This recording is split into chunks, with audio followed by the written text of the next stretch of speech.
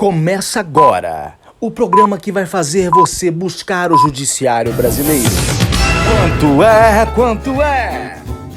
Fala pessoal, sejam muito bem-vindos a mais um programa Quanto é? O programa que vai fazer você conhecer o valor das indenizações no Poder Judiciário Brasileiro. Todos os casos aqui trazidos por mim são casos verídicos e isto não é um programa de humor.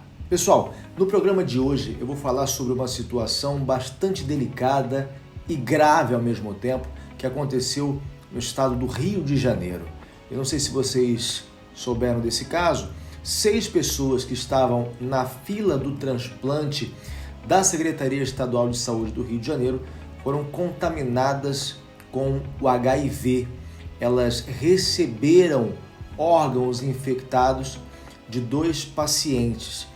E é uma situação, ao que parece e pelas informações que circulam, inédito na história do Brasil e tem, claro, despertado ao mesmo tempo medo e também uma investigação aprofundada para saber como foi possível que algo assim acontecesse. As primeiras informações que se tem é de que esses exames dos pacientes contaminados saíram de um determinado laboratório chamado PCS. Eu estou com as informações aqui na minha frente. PCS, que fica lá em Nova Iguaçu. E esse laboratório foi contratado pela Secretaria Estadual de Saúde por meio de um pregão eletrônico no valor de 11 milhões de reais. Tá? Eles receberam 11 milhões de reais. E qual era o objetivo desse laboratório que foi contratado em dezembro do ano passado? Apenas fazer a sorologia dos exames. Para você que não está familiarizado com o termo, a sorologia é basicamente um exame que se faz no sangue, para saber se aquele sangue já teve contato com algum vírus, com alguma infecção anteriormente. E é justamente nesse ponto que eles falharam. O Ministério Público do Estado do Rio de Janeiro e também a Polícia Civil já abriram inquéritos para poder investigar toda essa situação e também estão dando todo o apoio às famílias, né? A própria Secretaria de Estado do Rio de Janeiro está dando apoio aos familiares, às famílias que agora vão ter que conviver com esse vírus. Um dos pacientes morreu 2 dias após receber o transplante, mas até o momento não se sabe se morreu em razão do recebimento desse órgão infectado. Parece que já estava numa situação crítica, mas a gente não pode retirar a negligência, o erro gravíssimo como fator inibitório de culpa aí tanto do Estado quanto do laboratório, que inclusive já foi interditado. E com base nesse caso, eu fui buscar precedentes de casos semelhantes e eu não ia conseguir encontrar algo igual, porque, como eu falei, é um caso inédito na história do Brasil. Então imagina comigo a seguinte situação. Uma moça vai passar por uma transfusão.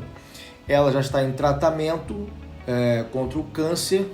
Era no INCA, salvo engano, Instituto Nacional do Câncer. E ela foi passar por uma transfusão. Só que no ato da transfusão, ela foi também contaminada pelo HIV. Então, a partir dessa contaminação e a ciência dela, tanto a mulher quanto a filha da mulher buscaram o Poder Judiciário em busca de uma indenização. A mulher, pela debilidade que sofreu na saúde, e a filha, pelos transtornos pelos quais ela teve que passar ao ter de cuidar da mãe, que a partir daquela transfusão passou a ter o vírus. E aqui nós chegamos ao ponto alto do nosso programa Quanto é? O que eu quero saber de você, qual foi o valor da indenização arbitrada nesse caso?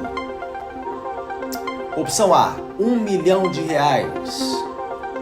Opção B, 275 mil reais. Opção C, 575 mil reais. Opção D, 75 mil reais. Você já sabe como funciona, você vai ter um tempo para pensar E enquanto isso eu vou adentrar nos pormenores dessa situação que, tal qual como o caso mais recente, é gravíssimo e eles têm algo em comum, que é o fato de ambos os casos terem sido originados no estado do Rio de Janeiro. O que disse o estado que foi o processado no caso? O estado disse que o que aconteceu na transfusão foi um caso fortuito, ou seja, algo imprevisível, algo impossível de ser controlado. Além disso, disseram também que à época da transfusão, os meios de detecção de eventuais problemas eram escassos. Entretanto, esse argumento foi rejeitado pelo Tribunal de Justiça, que entendeu ter havido a comprovação do nexo de causalidade entre a transfusão e a contaminação que ocorreu à mulher. E aí foi adotado o artigo 37, parágrafo 6º da Constituição Federal, que eu já trouxe aqui em tantos outros programas quanto é, especialmente relacionado à responsabilidade estatal, que no caso, como você que já acompanha o programa sabe, é objetiva, ou seja, independe de culpa. Então, ficou comprovada a existência de uma falha na prestação de serviços do Estado. E aí, houve a condenação no valor de, fala aí minha voz, R$575 mil. Exatamente, R$575 mil. Esse foi o valor da indenização arbitrada nesse caso. Eu vou explicar. São duas pessoas processando, cada uma vai ter um valor de indenização compatível com o dano que a princípio possa ter sofrido. É evidente que sofreram dano, mas não dá para você dizer que a filha, que não foi a pessoa contaminada, tenha o mesmo dano que a mãe, que foi contaminada efetivamente, vai ter, claro, prejuízos à vida, tempo de vida reduzido, embora hoje já existam vários tratamentos para quem tem essa doença. É muito diferente do passado, em que a pessoa que tinha o HIV, ela tinha, na verdade, uma sentença de morte. Mas ainda assim, há que sopesar o dano. E no caso, para a pessoa contaminada, para a mãe, o valor arbitrado foi de R$500 mil. E para a filha, que tal qual também teve prejuízos, embora menores, ela recebeu aí, portanto, uma indenização de R$75 mil. No total, R$575 mil. O que você acha? Você acha que é um valor razoável? Lembrando que a proporcionalidade sempre é observada, não é, pelos juízes. A possibilidade de quem está pagando também. Será que o Estado não poderia pagar uma indenização maior? Será que R$500 mil é um valor realmente considerável? A gente tem que colocar outro fator na balança. É um caso de 2007, ou seja, quase 20 anos atrás. R$500 mil naquela época eram diferentes dos R$500 mil de hoje, não é? O poder de compra era outro. Enfim, faça você a sua própria análise.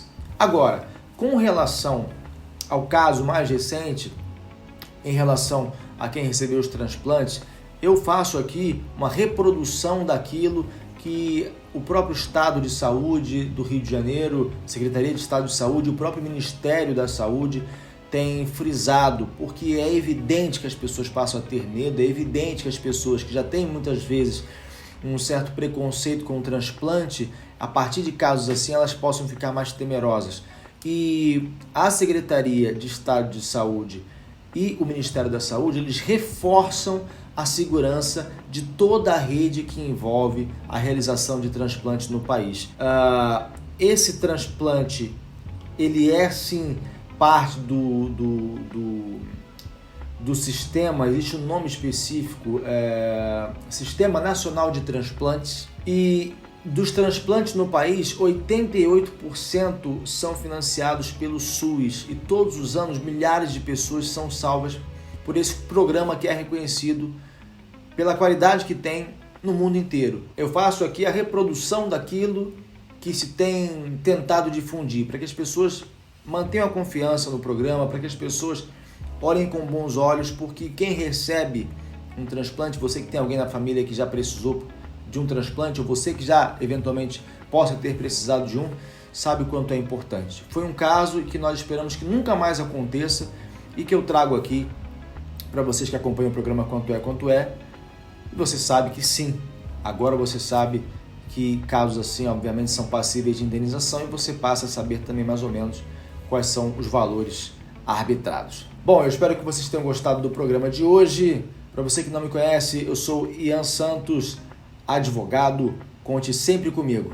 Vejo vocês no próximo programa.